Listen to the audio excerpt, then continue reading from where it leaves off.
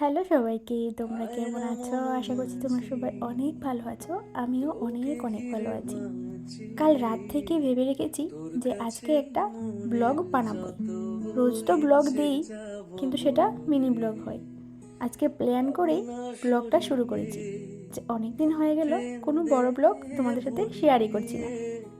আর আজ ছিল শিব চতুর্দশী, তাই আজকে বাড়িতে ছিলাম, মানে ছুটি নিয়েছি। তো আজকে বাড়িতে আর সব কিছুই প্ল্যান মাফিকই করবো ভেবেছি। তো দেখি কতটুকু করতে পারি। যখন আমি ভিডিওটা করছিলাম, বোন পাশে বসে বসে এই ফাইজলামিগুলো করছিল। তা আমি ওকে বলে দিয়েছি যে এই ভিডিওটা আমি অবশ্যই ব্লগে দেব। আমি না কাল রাত থেকে প্ল্যান করে ঘুমিয়েছি যে আজকে সকালে একটু তাড়াতাড়ি উঠবো আর পুজোর সামগ্রীগুলি আমি নিজেই রেডি করব। সকালে ওঠা তো দূরের কথা, যখন আমার ঘুমটা ভেঙেছে তখন উঠেই দেখি মা পুজোর সব কিছু রেডি করে ফেলেছে। তো এখন মা আমাকে বলছে যে উঠে আগে স্নানটা করে পুজোটা দিয়ে নিতে। তো আমি আস্তে আস্তেই বাবু ওর ঠাকুরকে পুজোটা দিয়ে নিয়েছে। যেহেতু বাবু দোকানে চলে যাবে, তাই বাবু আর মা আগেই পুজো দিয়ে নিয়েছে।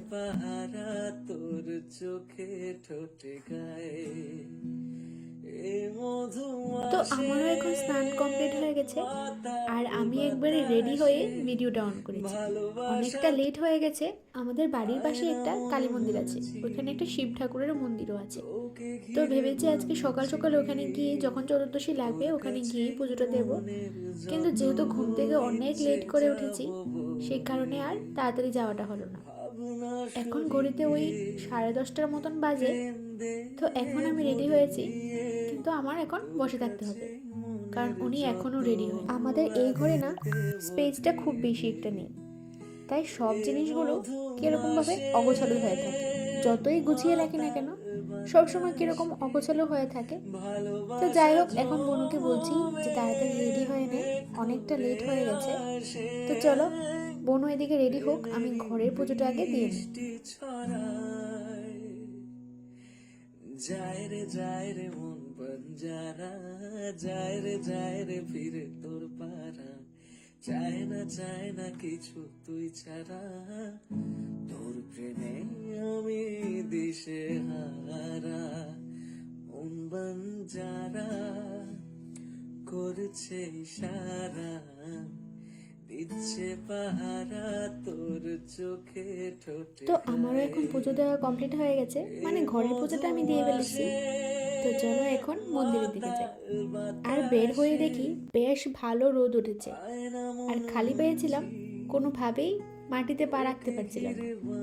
তো এসে পড়েছি, আর এসেই দেখি এখানে বিরাট বড় লাইন। তো আর কি করবো, ঠাকুরের পুজো দিতে তো লাইনে দাঁড়াতেই হবে। তো লাইনে দাঁড়িয়ে পড়লাম।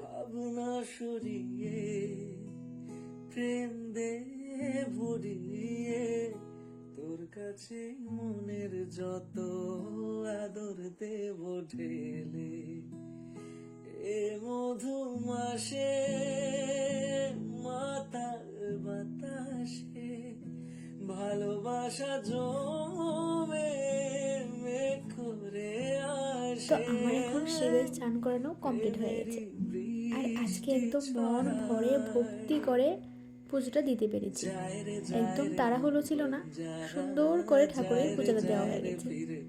তো এখানে ধূপকাঠি মোমবাতি এনেছিলাম, ওগুলো একটু জ্বালিয়ে দিচ্ছি। এখন ঘড়িতে প্রায় 3টের মতো বাজে। তো সকাল থেকে তো কিছু খাওয়া হয়নি, যেহেতু উপোস ছিল। আর ভেবেছিলাম আজকে বাড়িতে গিয়ে কিছু রিলস বানাবো, কিন্তু যেই পরিমাণে গরম আর যেই পরিমাণে রোদ উঠেছে, ছাদে গিয়ে ভিডিও করা কোনোভাবেই পসিবল না। তো বাড়িতে এসে কিছুটা সময় রেস্ট করেছি। এখন ঘড়িতে 4:30টার মতো বাজে।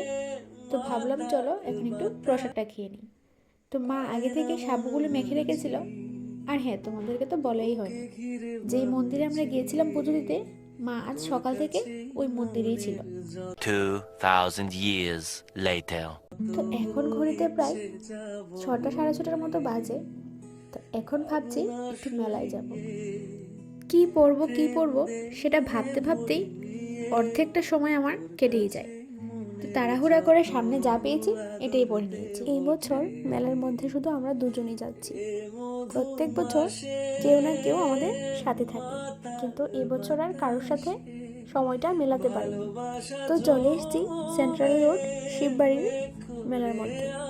আর এখানে ঢুকেই যা দেখতে পেলাম, বিভৎস ভিড় এখানে।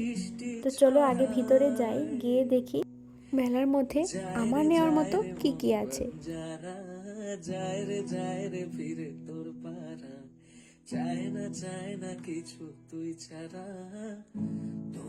চতুর্দশী এখনো ছাড়েনি, তাই এখানে এত ভিড় ছিল। লোকে এখানে লাইন দিয়ে দাঁড়িয়ে আছে পুজো দেওয়ার জন্য। ভেবেছিলাম এদের ফাঁকে গিয়ে একটু ঠাকুরটাকে প্রণাম করব, কিন্তু সেটা আর হলো না। এত লোকের মাঝে ঠাকুরকে দেখাই যাচ্ছিল না, তাই আর এদিকে দাঁড়িয়ে না থেকে পিছনের রাস্তাটা দিয়ে চলে আসলাম। এখানে এসেও দেখি সেম একই কন্ডিশন। তো কি করব, প্রণামটা এভাবেই করে বেরিয়ে গেলাম। আর দেখতেই তো পাচ্ছ এখানে কতটা ভিড় আছে। আর 1 বছর না, আমি মা দিবাকর এখানে গিয়ে ঠাকুরের মাথায় মানে শিবের মাথায় জল ঢেলেছি, কিন্তু এত লাইন থাকে না। আর রোদের মধ্যে লাইনে দাঁড়িয়ে থাকতে শরীরটা আরও যেন খারাপ হয়ে যায়। তাই বাড়ির পাশে যে ঠাকুর মন্দিরটা আছে ওখানেই যাই। গত 2 বছর এভাবেই আমি শিবের মাথায় জল ঢালছি। মেলায় ঘোরার মতো আর কেনার মতো কিছুই ছিল না, তাই এখান থেকে একটু শপিং মলে গিয়েছি। ভেবেছি কিছু একটা কিনবো, কিন্তু কি আর কিনবো, সেভাবে কিছু পছন্দই হচ্ছে না। তো তারপর একটা কুর্তি কিনে চলে এসেছি বাড়িতে। আর সকালবেলা বনু বলেছিল যে ও নাকি পান খাবে। সেটা শুনে আমারও একটু ক্রেভিংস হলো পান খাওয়ার।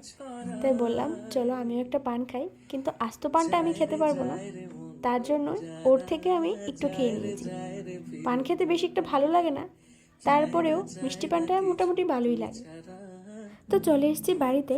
আর মেলায় গিয়ে না একটাও ফটো তুলিনি, তাই ওকে টেনে বাড়িতে নিয়ে এসেছি একটা ফটো তোলার জন্য। তো যাই হোক, আজকে ভিডিওটা এখানে শেষ করছি। যদি ভিডিওটা ভালো লাগে থাকে অবশ্যই like, comment, share and subscribe করে দিও। আর শিব চতুর্দশী কার কেমন কেটেছে অবশ্যই কমেন্টে জানিও। টাটা।